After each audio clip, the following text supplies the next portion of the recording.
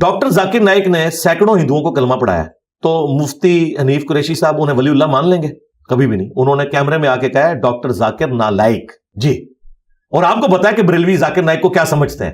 اگر ذاکر نائک کا سینکڑوں ہندوؤں کو کلمہ پڑھانا اس کی بزرگی کی دلیل نہیں ہے، تو تمہارے صوفیاء کا کلمہ پڑھانا ان کی بزرگی کی دلیل کہاں سے ہو گیا؟ ادھر پتہ کیا کہیں گے، اللہ فاسق سے بھی دین کا کام لے سکتا ہے، ذاکر نائک نے کلمہ پڑھایا لیکن اس کے عقیدے ٹھیک نہیں، ہم ان کے بزرگوں کے عقیدوں کو بھی ٹھیک نہیں مانتے۔ کیوں؟ ان کی کتابیں جو تعارف کے حد تک ہم تک پہنچی ہیں ان میں تو یہ کچھ ہے، اور اگر کہتے ہیں ان کی کتابیں نہیں ہیں پھر وہ بزرگ بھی نہیں ہے۔ ذاکر نائک تو ویڈیو میں موجود ہے، ان کے بزرگوں کی ویڈیوز کہاں ہیں؟ ہو سکتا ہے اس نام کا کوئی بندہ ہی نہ ہو، یہ انہوں نے کلیم کیا نا کتابوں کی بنیاد کے اوپر۔ تو یہ بیسک ڈفرنس ہے، لہذا ائمہ محدثین کو صوفیاء کے ساتھ کمپیئر کرنا یہ بڑا ظلم ہے۔ اس کی وجہ ہے کہ ان لوگوں نے تو کچھ نہیں دیا۔ 1000 سال میں کس صوفی نے قرآن کا ترجمہ کیا ہے؟